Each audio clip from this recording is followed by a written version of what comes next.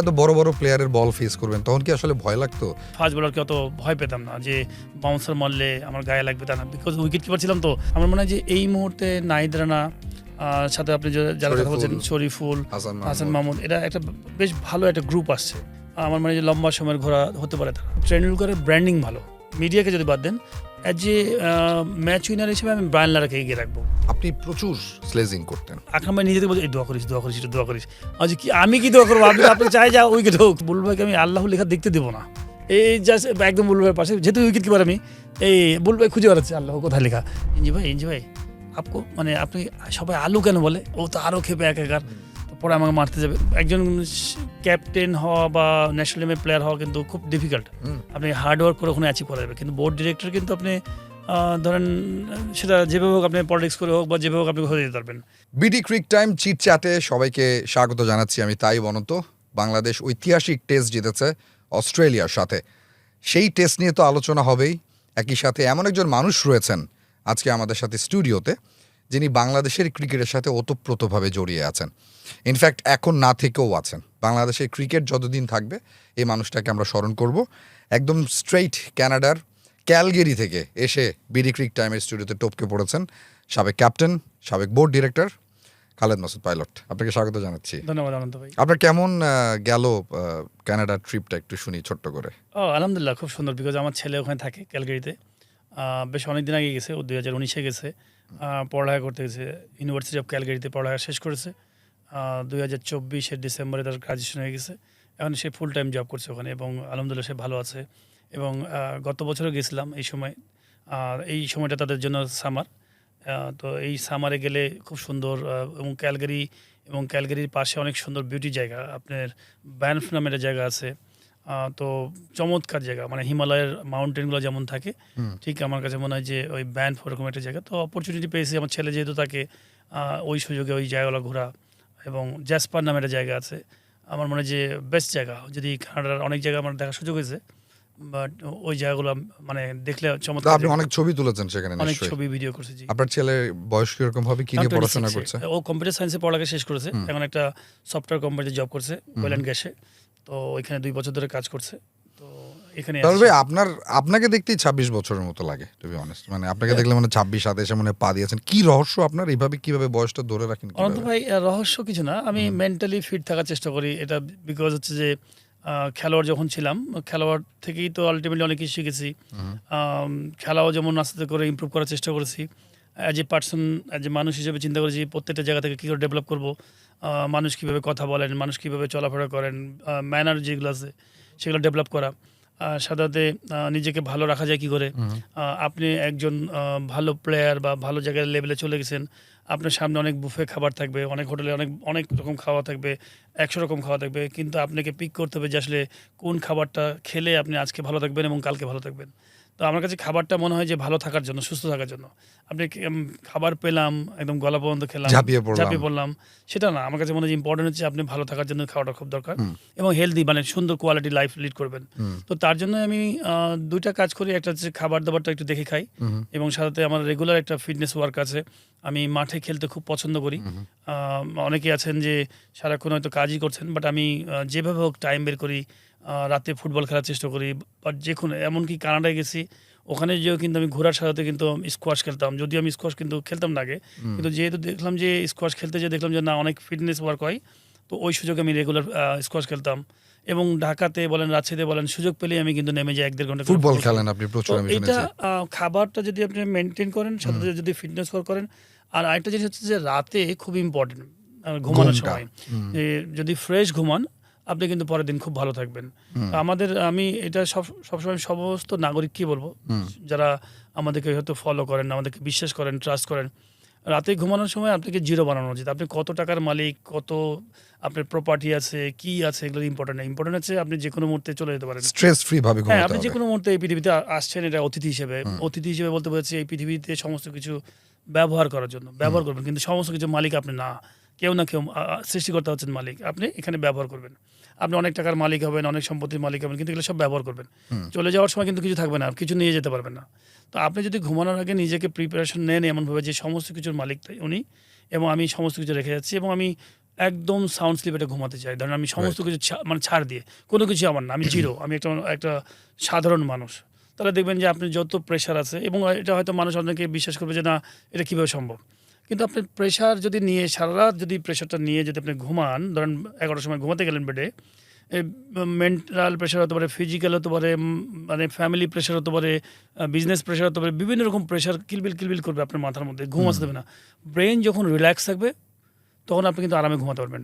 কিন্তু ব্রেন যদি সারাক্ষণ কিলবিল করতে থাকে এই প্রেশারে, তো রাত 11টার সময় খেয়ে মানে ঘুমায়ও আপনি ভোর পর্যন্ত ঘুম আসবে না, যে দেখবেন যে ভোরের দিকে 1 ঘন্টা ঘুম আসছে। তো এই ঘুমানোর সময় যদি আপনি না ঘুমান, তাহলে কিন্তু আপনি প্রেশার নিলেন, তাহলে পরের দিন কিন্তু আবারও আপনি কাজ করতে পারছেন না। তো আমি মনে করি যে খুব সিম্পল, যারা শুনছেন বা দেখবেন, বাংলা পড়ার সময় বাংলায় পড়েন, ইংলিশ পড়ার সময় ইংলিশ পড়েন, অঙ্ক পড়ার সময় অঙ্ক করেন। বিকজ আপনি বাংলা পড়ার সময় যদি ইংলিশ নিয়ে চিন্তা করেন আর ইংলিশের সময় যদি মানে ঘুমানোর সময় ঘুমাতেই হবে, ঘুমানোর সময় আপনাকে চিন্তা করতে হবে কি করে আমি সমস্ত কিছু ফেলে দিয়ে ঘুমাবো, যেন আমি সকালবেলা ঘুম থেকে উঠে দরকার বিছানায় বসে থেকে আমি চিন্তা করবো, শুয়ে থেকে চিন্তা করবো। তাহলে আমি যেটা বুঝলাম যে আপনি বলছেন যে পরিমিত খাবার এবং টাইমলি ঘুমানো, এটা হচ্ছে আপনার এই এত বছর পরে এসেও আপনার রূপের রহস্য, মানে আপনার ইয়াং থাকার না রহস্য। রূপের রহস্য না, মানে ভালো থাকার রহস্য। না, আপনাকে দেখে কেউ বলবে না যে আপনার ছেলের বয়স 26, এটা আমি আপনাকে গ্যারান্টি দিয়ে বলতে পারি। You look very young. এখন মনে হচ্ছে যে আপনি এখনো টেস্ট খেলতে পারবেন বাংলাদেশের হয়ে। একটা টেস্ট থেকে মনে পড়লো যে আসলে বাংলাদেশ ঐতিহাসিক টেস্ট জিতেছে, এবং তার আগে অর্থাৎ অস্ট্রেলিয়াতে আমরা এবার যে খেলছি তার আগে 23 বছর আগে আমরা অস্ট্রেলিয়াতে যে টেস্টটা খেলেছি বা টেস্ট সিরিজটা খেলেছি, সেখানে আপনি ছিলেন একটা পার্ট হয়ে।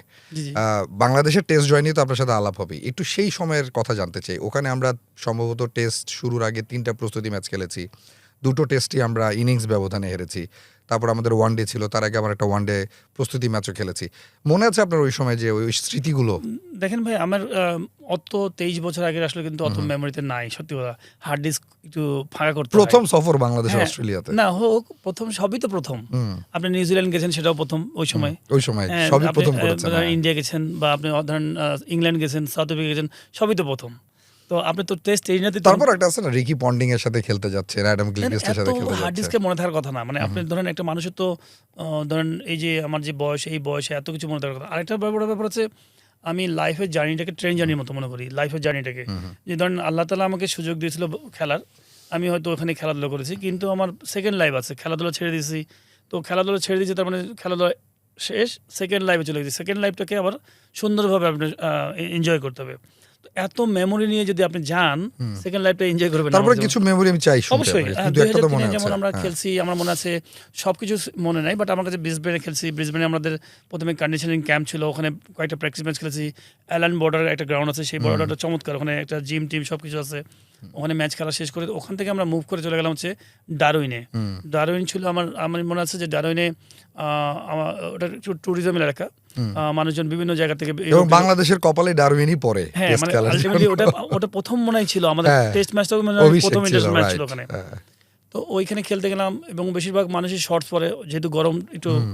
ঠিক মালয়েশিয়া, এটাও আমরা তখন চিন্তা করছি, মালয়েশিয়ার সমুদ্র ক্রস করলে হচ্ছে ওই পারে ডারউইন, বেশি গরম বেশি ঠান্ডা ওই জায়গাটা। হ্যাঁ, এই জায়গাটা তো ডারউইনে খেলা ছিল। এবং ওই সময় আমরা যখন খেলছিলাম তখন আমার মনে আছে যে অস্ট্রেলিয়ার সাথে খেলা, অস্ট্রেলিয়ার হোম কন্ডিশনে, এবং তখন কিন্তু বেস্ট প্লেয়াররা তখন ছিল। বেস্ট প্লেয়ার বলতে সবসময় তো অস্ট্রেলিয়ান টিম ভালো ছিল।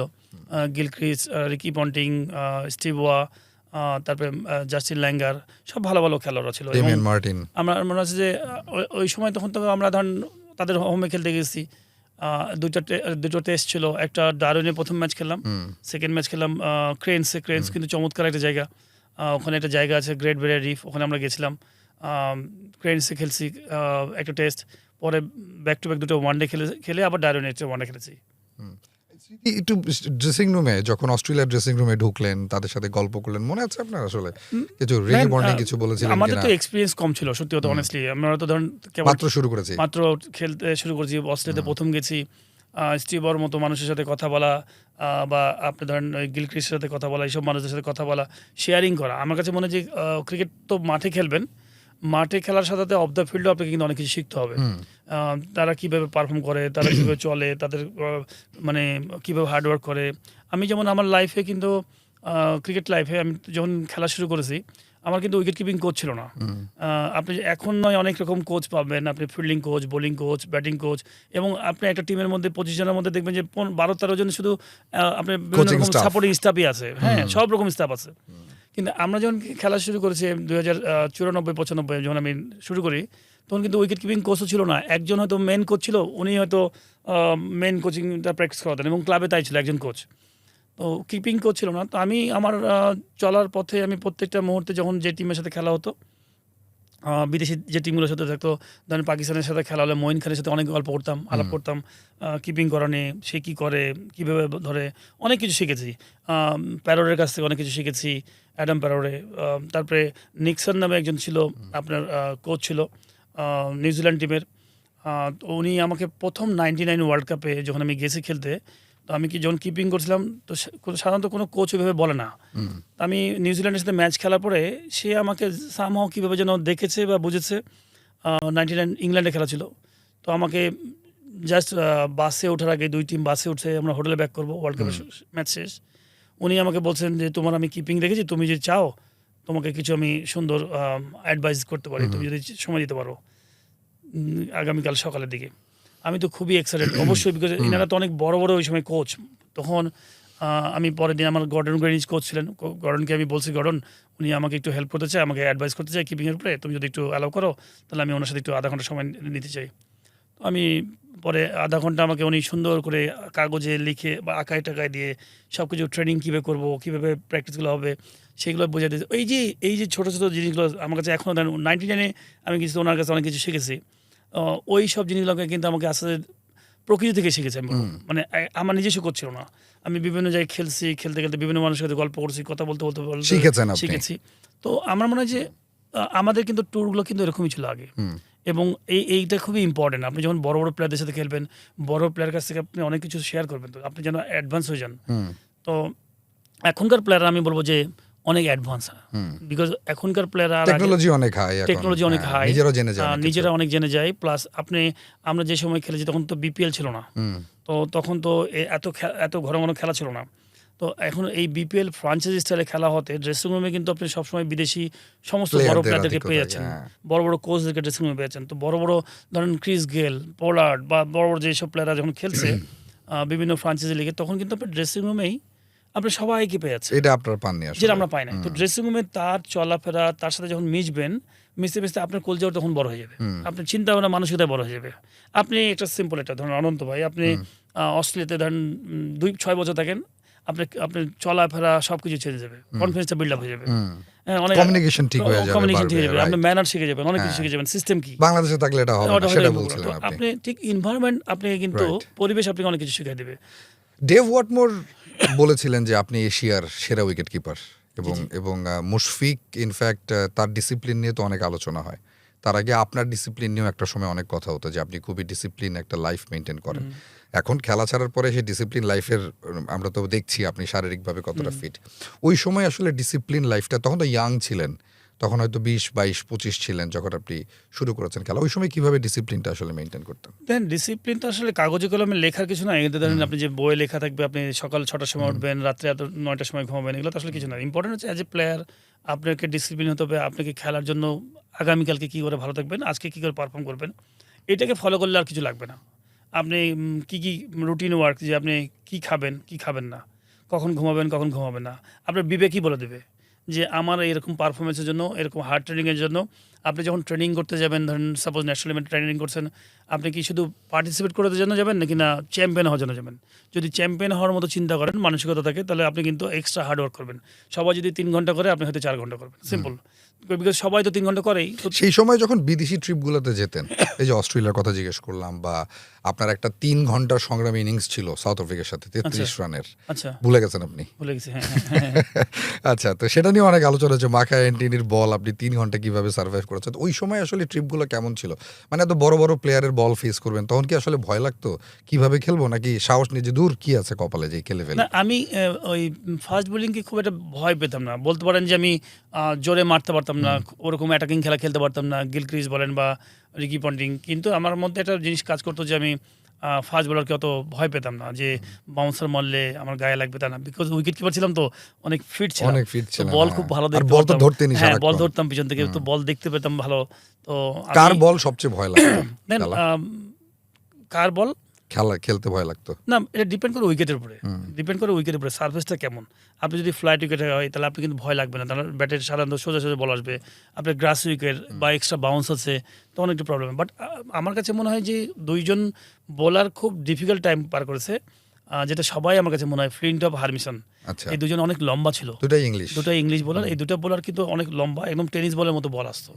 তো এই দুটো বলার কিন্তু আপনি পুরো, আমার মনে আছে যে একবার মানে অ্যাসেস খেলা হচ্ছে ইংল্যান্ড এবং অস্ট্রেলিয়া, এই দুইটা বোলার কিন্তু অস্ট্রেলিয়ার সাথে অ্যাসেস জিতাই দিয়েছিল ইংল্যান্ডকে, এই দুই বোলার। আর এমনিতে তো আপনার ফ্লিনটপের একটা ক্যালিসের সাথে একটা কালজয়ী একটা বোলিং স্পেলই তো আছে, আমরা দেখেছি, যেটাতে ফ্লিনটপ খেলতে পারছিলেন না। আপনার ওই সময় এরকম কোনো ঘটনা মনে পড়ে যে টপ অর্ডার ভয়ে কাঁপছে যে এদের বল খেলতে হবে, এবং পেসাররা খুব সাপোর্ট পাচ্ছে উইকেট থেকে? আমাদের ব্যাটসম্যানদের মধ্যে তো সবাই তো আমি বলবো যে খুব কনফিডেন্টলি খেলতে তারা, আমি বিকজ হচ্ছে আমি আপনি প্রথমে বলি, দেখেন আমাদের সময়টা ছিল ডিফেন্সিভ বোর্ড, এখন হচ্ছে অ্যাটাকিং বোর্ড। আপনি যখন এখন একটা জায়গায় চলে গেছেন, আপনি ধরেন সাপোজ আপনার কাছে 100 সোলজার আছে আর অপোনেন্ট আছে 1000 সোলজার, আপনি কি অ্যাটাকিং খেলা খেলবেন না ডিফেন্সিভ খেলা খেলবেন? তো নর্মালি আমাদের তো কেবল তখন বেড়ে ওঠা, আমরা টেস্ট নিয়ে আসছি, আয়ারল্যান্ডের মতো টিম বা আফগানিস্তানের মতো টিম, আপনি কি 4 দিনের ম্যাচ খেলবেন নাকি না ম্যাচ জিতার জন্য খেলবেন? মানে আপনি কি চাইবেন না যে কি করে আমি 5 দিন ড্র করতে পারি? তো সেই আপনাকে বুঝতে হবে যে আপনার আগে স্ট্রেংথ কি। তো আমার কাছে মনে হয় আমাদের যে স্ট্রেংথ ছিল সেখানে ওই সময়টা কিন্তু আমাদের ম্যাচ জেতার মতো স্ট্রেংথ ছিল না। আমাদের তখন স্ট্রেংথ ছিল যে আমরা কি করে, প্ল্যান ছিল যে আমরা কি করে টেস্টটাকে লম্বা করবো, আমরা খেলা শিখি, 4 দিনে খেলা খেলতে পারি কিনা, 5 দিনে খেলা খেলতে পারি কিনা। হয়তো বলতে পারেন যে হ্যাঁ আমরা তো মানসিকতা ভালো ছিল না। হ্যাঁ, মানসিকতা কেন ভালো ছিল না? বিকজ আপনি তো ওই রকম বেড়ে ওঠেন নাই। আপনি এখন রাতারাতি যদি আপনি স্বপ্ন দেখেন যে আপনি চাঁদে চলে যাবেন, ধরেন বাংলাদেশ গভর্নমেন্ট চিন্তা করলো যে চাঁদে যাবো, পারবেন? আপনি পারবেন না, আপনি তো রকেটই নাই। তো রকেট হওয়ার পর না আপনি ওরকম জায়গায় চিন্তা করবেন। তো ঠিক আমি বলবো ওটা হচ্ছে আমাদের চ্যাম্পিয়ন মানে ফাইট দেওয়ার মতো, যে আমরা 4 দিন খেলছি, আমরা 5 দিন খেলছি, আমাদের ওইটা বেস্ট ট্রাই করেছি যে কী করে 5 দিন খেলা যায়। আস্তে আস্তে করে আমার কাছে মনে হয় এখন যে সুযোগ সুবিধাগুলো আছে, আমার মনে হয় যে আরও বেটার ক্রিকেট খেলা উচিত। ফ্যান্টাস্টিক পারফরমেন্স আমি বলবো যে এগেনস্ট অস্ট্রেলিয়া, এটা হচ্ছে এইরকমই খেলা উচিত আমাদের। এটা কি আপনার চোখে বাংলাদেশের সেরা সাফল্য ক্রিকেটে? আমি বলবো যে দেখেন, যদি কম্পেয়ার করেন অঙ্ক দিয়ে, আমার কাছে বলবো, মানুষের কাছে তো এক একজনের কাছে একরকম হতেই পারে, বাট আমার কাছে মনে হয় এটা বাংলাদেশের বেস্ট ম্যাচ মানে পারফরমেন্সে। কারণটা কি, আপনি টি-20 খেলবেন against Australia, against south Africa, against England, একটু উইকেট ভিজা আছে, হয়তো তারা ব্যাটিং পেয়ে গেল, আপনি কিন্তু 5 উইকেট ফেলে দিয়েছেন, তার মানে ম্যাচ জিতে যাবেন সহজ কালার ড্রেসে টি-20 ফরম্যাটে। বা আপনি 20 এবং 15-র মধ্যে কোনো পার্থক্য থাকে না, যে কেউ জিতে যেতে পারে টি-20 ফরম্যাটে। ওয়ানডেতেও কিন্তু এরকম ঘটনা, যেহেতু ওভারের খেলা, আপনি 15 ওভার 20 ওভারে ম্যাচটা শর্ট হয়ে গেল, আপনি জিতে যেতে পারেন কালার ড্রেসে। কিন্তু যখন টেস্ট ম্যাচে যদি এক ইনিংস যদি উইকেট ভিজাও থাকে, ভালো টিম সেকেন্ড ইনিংসে যে আবার কভার করে বসে থাকে, সেকেন্ড ইনিংসে যে আবার কভার করে। অস্ট্রেলিয়ার এরকম রেকর্ড আছে, ইন্ডিয়ার এরকম রেকর্ড আছে, ইংল্যান্ড এরকম বড় বড় টিমগুলো এরকম রেকর্ড আছে, সেকেন্ড ইনিংসে আবার কভার করে দেয়। আপনি দেখেন বাংলাদেশের এই সাদা ড্রেসের খেলায়, 5 দিনের খেলায় যেভাবে বল করেছে, এবং তাদেরকে সেকেন্ড ইনিংসে যখন তারা এখন ব্যাটিং আসছে, উইকেটগুলো ফেলছে প্রথম ইনিংসেই, এবং সেকেন্ড ইনিংসেও কিন্তু উইকেট ফেলে দিছে। আমি তো মানে ভয় পাচ্ছিলাম যে সেকেন্ড ইনিংসে নিশ্চয়ই কেউ না কেউ কাম ব্যাক করে যাবে, টপ অর্ডার থেকে বড় রান করবে, আর 150 রান হয়ে গেলে টেনশন। হ্যাঁ, ধরেন কেউ না কেউ হয়তো টপ অর্ডার থেকে ফার্স্ট ইনিংসে যেহেতু একটু ছিল, হয়তো রান করে না, সেকেন্ড ইনিংসে উপর থেকে রান করবে, দিয়ে আস্তে আস্তে কাভার করবে। বাট চমৎকার, আমি বলবো যে এটা মানে ব্রিলিয়ান্ট পারফরমেন্স, যে প্রত্যেকটা সেশনে ডমিনেট করেছে, পুরো প্রত্যেকটা দিনই আমার কাছে মনে ডমিনেট করেছে। দেখেন প্রথমে ভালো বোলিং করে গেছে বাংলাদেশ টিম, তারপরে ব্যাটিংয়ে তানজিদ তামিম যেভাবে শুরু করেছে এবং সাথে যেভাবে খেলে গেছে ওরা, আমার কাছে মনে হয় তানজিদ তামিমের 100, শান্তর 80, মিরাজের সেকেন্ড ইনিংসে যে রান, মিরাজের 65, হ্যাঁ মিরাজের ফার্স্ট ইনিংসে 65 প্লাস না 65, আমি লাস্ট পর্যন্ত দেখতে নাই। তো সব কিছু মিলাই আমি বলবো যে যে ব্যাটিং করেছে, বিশেষ করে অন্য ব্যাটসম্যানদের কনফিডেন্সটা বিল্ড আপ করে দিয়েছে।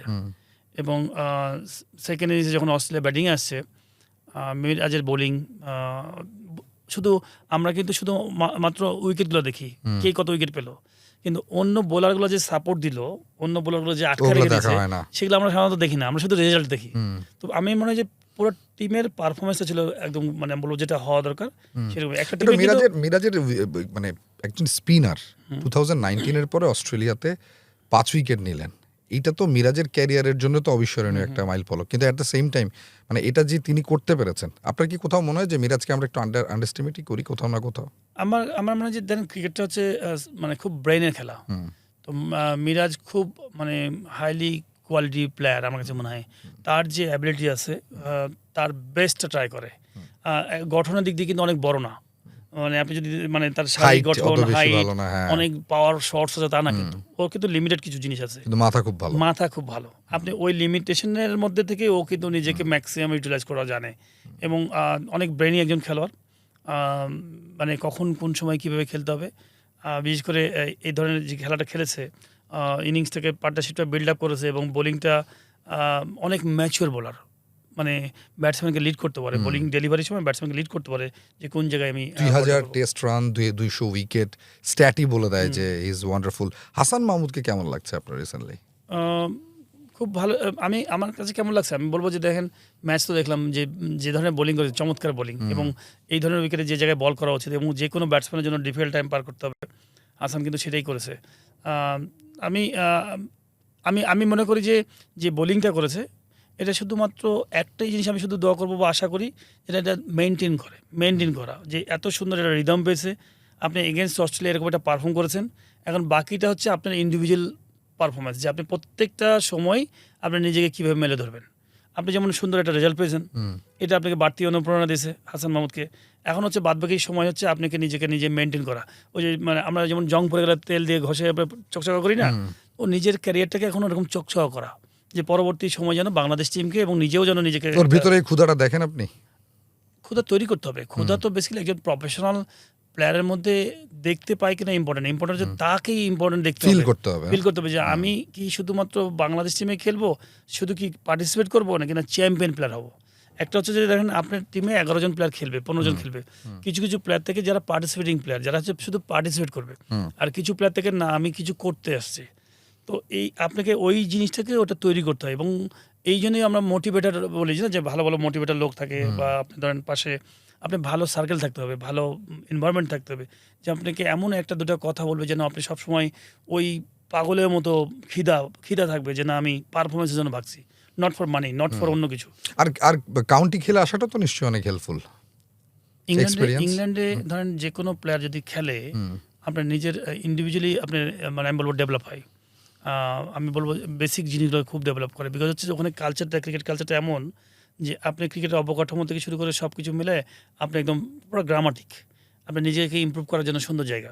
পাইলট ভাই, বাংলাদেশের পেস অ্যাটাকটা দিনকে দিন আরো মনে হচ্ছে যে ক্ষুরধার হচ্ছে, এটা কিভাবে হলো? মানে আপনি মাঝখানে বোর্ডেও কাজ করেছেন, এই প্রসেসটা কি তার আগে থেকে শুরু হওয়া, নাকি কখন আপনি ফিল করলেন যে Bangladesh as a pace battle খুব ভালো একটা পারফরমেন্স সামনে দিচ্ছে বা দিবে? না, এটা বেসিক্যালি আমি বলতে পারবো না, এই জন্য বলতে পারবো না বিকজ এটা খুবই টেকনিক্যাল জায়গা।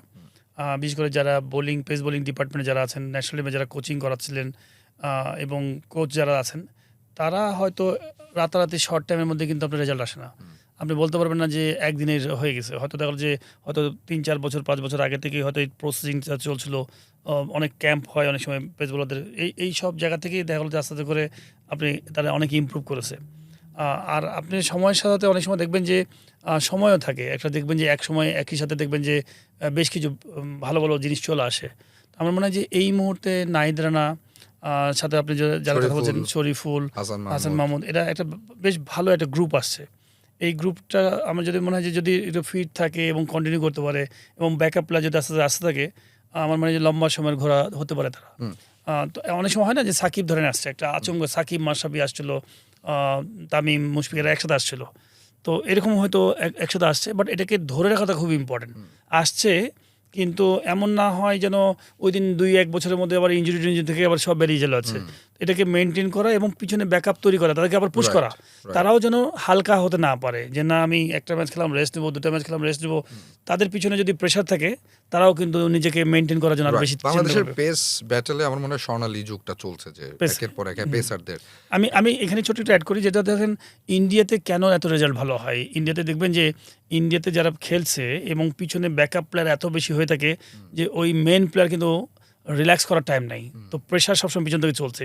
আপনি যত বেশি প্রেশার থাকবে, আপনি ঘাড়ের উপরে যত বেশি লোড দিবেন, সবাই পারফর্ম করবে। তখন সবাই পারফর্ম করবে। তো আমি মনে করি এখন পেস বোলাররা খুবই ভালো রিদম আছে, তাদের কনফিডেন্সটা খুবই ভালো, কিন্তু পিছনের সাথে আপনাকে আরও ভালো ব্যাকআপ তৈরি করতে হবে যেন তারা যেন সবসময় আরও আইটের পিছনে আরও ভাগে, যেই রিপ্লেস হবে ইনজুরির কারণে হোক, যে কারণে হোক, জি, জি। আরেকজন এসে যেন ভালো ওইটা পারফর্ম পূরণ করে ফেলতে পারে। ওটা করে। ভালো একটা কথা বলেছেন। এমনিতে ওই আবারও আপনার ওই পুরনো স্মৃতিতে ফিরে যাওয়ার পালা আর কি, যে আপনি যে যাদের সাথে খেলেছেন ওই সময়, ওর মধ্যে ব্যাটারদের মধ্যে আপনার সবচেয়ে পছন্দের প্লেয়ার কে ছিল? বাংলাদেশে আর বাইরে যে কেউ হতে পারে। না, তখন আপনি যদি সচিন? তখন আপনি যদি বলেন যে ব্যাটাররা কে ভালো ছিল, আসলে কোন ব্যাটারকে আপনি পিছনে রাখবেন, মানে যদি কম্পেয়ার আপনার করেন, চোখে? না খুব ডিফিকাল্ট। আপনি হচ্ছে কেন আমি বলবো, আমি আসলে কাউকে নাম্বার 1 নাম্বার 2 বলতে চাই না, বাট তারপরেও আপনি যদি বলেন, আমি বলবো যে নাম্বার 1 হচ্ছে ব্রায়ান লারা আমার কাছে। Brian Lara. হ্যাঁ, অনেকেই ব্রায়ান লারার সাথে আপনার প্রথম দেখার বিষয়টা জানতে চাচ্ছি আমি। মনে আছে কোথায় আপনার? কখন দেখা হয়েছে ঠিক বলতে পারবো না, বাট খেলতে যেহেতু দেখেছি, খেলা হয়েছে, বাট প্রথম কোথায় দেখা হয়েছে বলতে পারবো না, বিকজ আচ্ছা। অনেকবারই খেলেছি। তো অনেকবারই দেখা হয়েছে, কিন্তু কোথায় প্রথম দেখা হয়েছে বলতে পারবো না, অত মেমোরির মধ্যে নাই। বাট আমি ব্রায়ান লারাকে একটু আলাদা করে রাখি। কেন? ব্রায়ান লারা তার কিছু কিছু ইনিংস আছে যে ম্যাচ উইনিং ইনিংস। হ্যাঁ, টেন্ডুলকার ধরেন রেকর্ড খুব ভালো, আর একটা হচ্ছে টেন্ডুলকারের ব্র্যান্ডিং ভালো। ব্র্যান্ডিং বলতে বোঝাচ্ছে যে ওয়েস্ট ইন্ডিজে খেলে একটা প্লেয়ার, তার কিন্তু ব্র্যান্ডিং নেই। আর আপনি দেখবেন যে হিউজ ব্র্যান্ডিং আছে, Media coverage। মিডিয়া কভার আছে। টেন্ডুলকার এখান দিয়ে হাঁটছে, দেখবেন সারাক্ষণ 100টা মিডিয়া আছে। ব্রায়ান লারার হয়তো মিডিয়াই নাই, ব্রায়ান লারাকে আপনি খুঁজে পাবেন না 2-1 বছরের মধ্যে, কিন্তু টেন্ডুলকার কোথায় আছে? আছে। তো এই ক্ষেত্রে আমি মিডিয়াকে যদি বাদ দেন অ্যাজ এ ম্যাচ উইনার হিসেবে আমি ব্রায়ান লারাকে এগিয়ে রাখবো। এগিয়ে রাখবেন। তার কিছু কিছু ইনিংস আছে যেগুলো ইনিংস আপনি ধরেন মানে চমৎকার ইনিংস, দেখার মতো ইনিংস। আপনার ব্রায়ান লারার সাথে কোনো স্মৃতি মনে আছে, যে কোনো কনভারসেশন, এনিথিং লাইক আপনি খুব এক্সাইটেড হয়ে নিজে থেকে গিয়েছেন কথা বলতে, বা মনে হলো যে না একটু সময় কাটিয়ে আসি লারার সাথে? আমরা চাইলেও তো এটা করতে না পারি না, আপনি পারতেন। কথা তো বলেছি, ধরেন আমি কিন্তু খুবই ফ্রেন্ডলি ছিলাম সবার সাথে। খেলার মাঠে যেমন স্লেজিং করতাম, অফ দ্য ফিল্ড খেলা শেষ হলে আমি সবার সাথে আড্ডা দিতাম। এমন কোনো প্ল্যান নাই যাদের সাথে আমি আড্ডা দিতাম না, মিশতাম না। এটা মিশতাম শুধুমাত্র আমার নিজের ডেভেলপমেন্টের জন্য। Because আমাকে মিশতে হবে, এই জন্য আমাকে কালচার জানতে হবে। আমি বিদেশে খেলতে গেলেও হয়তো দেখা হলো যে খেলতে গেছি, খেলার পরের দিন হয়তো রেস্ট ডে, আমি হয়তো হাঁটতে পেরেছি, বিভিন্ন রকম কালচার দেখার চেষ্টা করেছি, ডেভেলপ করার চেষ্টা করেছি, নিজেকে শেখার চেষ্টা করেছি, এটা দেখবো, ওটা দেখবো, এটা শিখবো। তো প্লেয়ার ব্রায়ান লারার মতো সাথে কথা বলার মতো, ভিভ রিচার্ডসের মতো কথা বলার মতো অবশ্যই বিশাল বড়, তাদের যে গ্রেট প্লেয়ার, তাদের সাথে আপনি তাদের সান্নিধ্য হওয়া, তাদের সাথে কথা বলা 10 মিনিট, আপনি অনেক কিছু শিখে যেতে পারবেন, অনেক কিছু জানতে পারবেন। অ্যাটলিস্ট আপনার কনফিডেন্সটা বিল্ড হবে, তার সাথে আমি বসতে গল্প করেছি। তো ব্রায়ান লারার সাথে খেলার সৌভাগ্য হয়েছিল। আমি একটা টেস্ট ম্যাচ খেলেছিলাম, আপনার খেলা আছে কিনা জানি না, 2004 কি 5 মনে হয় সম্ভবত ওয়েস্ট ইন্ডিজ আমরা খেলতে গেছিলাম। ওই ম্যাচে কিন্তু ব্রায়ান লারা ছিলেন এবং উনি ক্যাপ্টেন ছিলেন মনে হয় সম্ভবত। আমার খেয়াল নাই, সেঞ্চুরি করেছিলেন? আমি যেটা সেঞ্চুরি করেছিলাম 33 মনে নট আউট ছিলাম, 103 নট আউট ছিলাম। ম্যাচটা আমরা ড্র করেছিলাম। সেই ম্যাচে তো 7-এ নেমে আপনি সেঞ্চুরি 7 করেছিলেন, নম্বরে নেমে আমি সেঞ্চুরি করেছিলাম। এবং বাংলাদেশ ভালো বিপদে ছিল তখন। বাংলাদেশ টিম প্রথম ইনিংসে আমরা ভালো করেছিলাম। প্রথম ইনিংসে হাবিবুল সুমন এবং মোহাম্মদ রফিক দুজনেই সেঞ্চুরি করেছিলাম, আমরা ভালো রান করেছিলাম। তো তারপরে ওয়েস্ট ইন্ডিজ কাছাকাছি যাওয়া, ওয়েস্ট ইন্ডিজ অল আউট হয় বা কিছু হয়। সেকেন্ড ইনিংসে যে আমরা মনে হয় সম্ভবত 50 রান বা 45 রানে 5 উইকেট বা 6 উইকেট এবং পেয়েছি। আপনার প্রথম টেস্ট সেঞ্চুরি। হ্যাঁ, এবং পরবর্তী ওই সময় আমি নেমে পরে 8 নম্বর 9 নম্বর ব্যাটসম্যানকে নিয়ে 10 নম্বর ব্যাটসম্যানকে নিয়ে টুকটুক করে খেলতে আমার 100 হলো। তারপরে আমরা ডিক্লেয়ার দিয়েছিলাম। এই প্রথম আমরা মনে হয় 5 দিন খেলা খেলেছি বাইরে, ম্যাচ ড্র করেছি। এবং ওই ম্যাচে আমি সেঞ্চুরি ওই করেছিলাম। ইনিংসটা মনে আছে আপনার কিছু? তো ব্রায়ান লারা হেভি খেপে মেপে একাকার। হ্যাঁ, মানে কারণ কি আমরা তো ওই ম্যাচটা ড্র করে ফেলেছি, মানে ওরা তো আউট করতে পারছে না, বুঝছেন তো, মনে আছে আর কি অতটুকু। হ্যাঁ, গালটালি দিছে না আমাকে গাল দেয় না, মানে ওদের মানে ইন্ডিভিজুয়াল ওরা রেগে একাকার, বিকজ ওরা তো ম্যাচ জিতে চায়। ইন্টারনাল রাগারাগি আমরা ছিল, বাংলাদেশ হ্যাঁ। টিম, আমরা তো অনেক ছোট দল, এবং আমরা ওয়েস্ট ইন্ডিজে যে ম্যাচ ড্র করবো, ওটা ওদের জন্য একটা প্রেস্টিজ ব্যাপার না। তো ওইরকম একটা টিমের সাথে আপনি দেখছেন, ওই টিমে কে কে ছিল, ক্রিস গেল ছিল, সারোয়ান ছিল, চন্দ্রপাল ছিল, মেইন টিম যেটা ওয়েস্ট ইন্ডিজের মানে শেষের দিকের বেস্ট টিম। আপনি যেহেতু আপনার প্রথম টেস্ট সেঞ্চুরি নিয়ে কথা বললেন, আমি দুটা সময় নিয়ে কথা বলতে চাই আপনার সময়কার। আপনি যখন খেলেছেন 1997 এবং 2003। 1987-এ আইসিসির ওই ফাইনালটাতে ওই আপনার 15টা রান, এবং যেই ইম্পর্টেন্ট রানটা আপনার পায়ে লেগে লেগ বাই থেকে এলো, এবং বাংলাদেশের শান্ত পায়ে আসছিল, শান্ত ভাইয়ের পায়ে আসছিল, আপনি নন স্ট্রাইকে ছিলেন, আপনি দৌড় দিলেন, আপনার দিকে মানে থ্রোটা করা হয়েছিল উইকেট কিপারের দিকে। হ্যাঁ, উইকেট কিপার খেলনা, হ্যাঁ উইকেট কিপারের দিকে থ্রো করেছেন, আপনি ওদিকে যাচ্ছিলেন আর কি। উইকেট কিপার থ্রো করছিল স্টাম্পে, এবং আপনি রিচ করেছেন। তো ওই ওভারটার একটু স্মৃতি জানতে চাই, যে আসলে কি চলছিল মাথায়, এবং আপনি ছক্কাও মেরেছিলেন ওই ওভারে, এবং আপনি জানতেন যে এই ম্যাচটা জিততেই হবে। বেসিক্যালি ওই সময় 97-এ 6 বলে 15 রান লাগতো আমাদের, সরি 11 রান লাগতো 6 বল, লাস্ট 6 বলে। এবং লাস্ট 6 বলে 11 রান লাগতো, তখন কিন্তু ওই সময়ে ওই দিনকালে কিন্তু 11 রান করা কিন্তু কঠিন অনেক ছিল। রান। এখন তো ধরেন 6 বলে 30 রান হয়, 6 বলে ধরেন 25 রান হয়, উইকেট ফ্ল্যাট থাকে, ওরকম সব কিছুই থাকে, যে এনভায়রনমেন্ট থাকে, ব্যাট ভালো, সবই ভালো। তো 6 বলে 11 রান করা কঠিন। এবং টিম কিন্তু কেনিয়া টিম ওই সময় কিন্তু অনেক বেটার টিম ছিল আমাদের চেয়ে। আমি মনে করি সবসময় যে ওই সময় কেনিয়া টিম অনেক কোয়ালিটি টিম ছিল। তারা এমনকি বেস্ট, আমি কয়েকটা প্লেয়ার ছিল যারা ওয়ার্ল্ড ক্লাস প্লেয়ার ছিল, মরিস দুম্বে, টিকোলো, তারা খুব কোয়ালিটি প্লেয়ার ছিল, স্টিভ টিকোলো।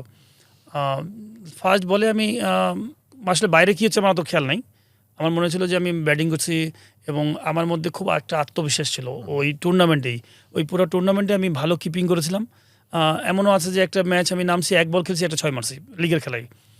আরেকটা ম্যাচে আমি তার আগে সেমিফাইনাল খেলা খেলছি, 71, আমাকে নাম্বার 3 নামাইছে, আমি সেমিফাইনালে স্কটল্যান্ডে 71 করে দিয়েছি। মানে যখন নামাতো আমি দেখা হলো যে পারফর্ম করতাম। তো নিজের মধ্যে থাকে না, পারফর্ম করলে কনফিডেন্স বিল্ড আপ হয়েছে। তো ওই ম্যাচে প্রথম বলে আমি 6 মেরে দিলাম মরিস মানে মার্টিন সুজিকে। 6 মারার পরে তারপরে ধরেন এই বাদবাকি 4 বল শান্ত আসছে ব্যাটিং করতে। লাস্ট বল শান্ত ব্যাটিংয়ে আছে, আমি নন স্ট্রাইকার আছি। শান্তকে শুধু আমি বলছি লাস্ট বলে, শান্ত কিছু করা দরকার না, লাস্ট বলে অনেক সময় অনেকে আউট হয়ে যায়, অনেক সময় হয় না যে লাস্ট বলে 1 বলে 1 রান লাগবে আর আমাদের 1 রান করতেই হবে। তো তখন শান্তকে শুধু বলছি, যে শান্ত তখন কেবল নামছে, শান্ত বলছে শান্ত একদম ঠান্ডা, ব্যাটটা সামনে নিয়ে তুই রাখবি, অ্যাটলিস্ট পায়ে লাগাবি না, হ্যাঁ ব্যাট সামনে রাখবি, উইকেট কিপারের হাতে গেলে আমি রান নেবো, মানে মিস হলেও আমি রান নেবো, তুই শুধু রেডি থাকবি যে তুই লাগুক আর না লাগুক ধরাবি, কিন্তু উঠাই মারবি না, তুলে মারবি না, বিকজ তুলে মারতে যে বাইচান্স তুলে মারতে যদি ক্যাচ হয়, আমার তো 1 বলে 1 রান লাগবে। তো যেই ও আর কি ব্যাট করেছে আর মানে ডেলিভারি, আমি শুধু হাত দেখেছি, ডেলিভারিটা ছাড়লো, আমি দৌড় মারছি এবং শান্তর লেগ সাইডে পায়ে লেগে উইকেট কিপার ওদিকে ধরতে যাচ্ছে। তো যখন উইকেট কিপার ধরছে তখন অলরেডি আমি অলরেডি কাছে চলে গেছি, মানে রানের কাছে, শান্তের দিকে দৌড়ে আসছে। তো আমার মনে আছে যেটা, যে আমি অনেক ছোট ছিলাম, চট্টগ্রামে ছিলাম, এবং আপনি ওই রানটা কমপ্লিট করলেন এবং আমার ওই এলাকাতে আমরা সবাই রং নিয়ে নেমে গেলাম, রং মারামারি শুরু হলো। ওই সময় আপনি কি করছিলেন? মানে রানটা কমপ্লিট হলো, আপনি জানেন যে আমরা বিশ্বকাপ খেলতে যাচ্ছি, আপনি জানেন যে আপনাদের কারণে বাংলাদেশ একটা অনেক বড় উপলক্ষ পেয়েছে আনন্দের। ওই দিনটা আপনারা কি করেছেন এবং কিভাবে আসলে আনন্দ করেছেন? ওই দিনটা হয়েছে কি, আমরা জিতার পরে যখন আমি দৌড়াচ্ছি, মানুষ ধরেন 100 রান করলে যে টায়ার্ড হয় বা 200 রান করলে যেমন টায়ার্ড হয়, ধরেন আপনি খুব অনেক স্প্রিন্ট টানলেন, আপনি যেরকম টায়ার্ড হন, আমার মনে হয় ওই রানটা নেওয়ার পর যে দৌড়টা দিয়েছি, মানে মনে হচ্ছে দম বাড়াচ্ছে, মানে আর দম নাই, আর মানুষজন তো সব নেমে গেছে এবং দম নেওয়ার মতো দম পাচ্ছি না, কিভাবে এত টায়ার্ড লাগছে কেন, মানে এত এক্সাইটেড ছিলাম এবং এত ছিলাম। এবং পরবর্তী সময়ে আমার মনে আছে যে আমরা তো চ্যাম্পিয়ন হলাম, অত তো আমরা সব কিছু ভাবি নাই যে ওয়ার্ল্ড কাপ খেলছি, এটা শিওর, কিন্তু আরও যে সামনের দিকে অনেক কিছু আমরা আগাই যাব। তো এবং পরবর্তী সময়ে আমরা যখন হোটেলে আসলাম, তখন আপনার খেয়াল আছে যে তখন মালয়েশিয়াতে কিন্তু শপিংয়ের জন্য খুব ভালো জায়গা ছিল, 97-90 দিকে শপিংয়ের জন্য খুব ভালো ছিল। তো আমরা শপিং করার সময় পাই নাই। তো যেই হোটেলে আসছি, অনেক মানুষ আমাদেরকে অনেক রিঙ্গিত দিয়েছে তখন, হ্যাঁ অনেক যারা বিজনেসম্যান ছিলেন মালয়েশিয়াতে ছিলেন, গিফট মানে আমাদেরকে মানে উপহার দিয়েছিলেন যে এরকম দিয়েছেন। তো তখন আমরা তাড়াতাড়ি করে মানে শপিং গেছি, বিকজ ম্যাচ জিতে শেষ, ম্যাচ জিতে চলে এসেছি, এসে রুমে চেঞ্জ করে ধরেন চলে গেছি, আগামীকালকে ফ্লাইট, এরকম একটা চিন্তা করেছি আগামীকালকে ফ্লাইট হবে, কিছু তো বাসার জন্য কিনবো, আপনি থাকে না, আপনি বাইরে গেছেন, আপনি বাইরে গেলে তো একটা চিন্তা থাকে না যে বাসার জন্য কিছু নিবো, মা বাবার জন্য। তো আমরা আর ওই সময় কিন্তু আমার মনে আছে যে মালয়েশিয়াতে খুব সুন্দর সুন্দর টি শার্ট পাওয়া যেত। তো সবাই গেছি, এসে শুনছি রাত্রি ফ্লাইট, চলে যেতে হবে, তাড়াতাড়ি করে আমাদের এই বেরিয়ে চলে এসেছি। কি কিনছিলেন মনে আছে আপনার? অত খেয়াল নাই, কিনছিলেন মনে হয়, মানে গেছিলাম কিন্তু একদম মনের সুখ মিটিয়ে শপিং করেছি। আমরা প্লেনে আসছি, মানে বাংলাদেশ থেকে, সরকার থেকে আমাদের এখান থেকে প্লেন পাঠানো হয়েছিল এবং প্লেনটা মালয়েশিয়া গেছিলো, ডিরেক্ট প্লেনটা যেতে পারে নাই, প্লেনটা সম্ভবত ব্যাংকক হয়ে মানে ফুয়েল নিয়ে আবার মানে এদিকে আসছে, এরকম একটা ব্রেক ছিল, মানে প্লেনটা বড় প্লেন ছিল, ছোটো প্লেন ছিল। আমাদের পরের দিনে আসতেই হবে এবং পরের দিনই আমাদের একটা সেলিব্রেশন আছে এখানে মানিক মিয়া এভিনিউতে। তো আমরা ওই আসলাম, তো প্লেনে যখন উঠছি, আমাদের প্লেয়ার সাথে আমাদের সাংবাদিক ভাইরাও ছিলেন, মানে কয়েকজন ছিলেন, টেঙ্কু ভাইরা ছিলেন এরকম, তো আরও কয়েকজন মানে বিসিবির লোকও ছিলেন, স্টাফরা ছিলেন।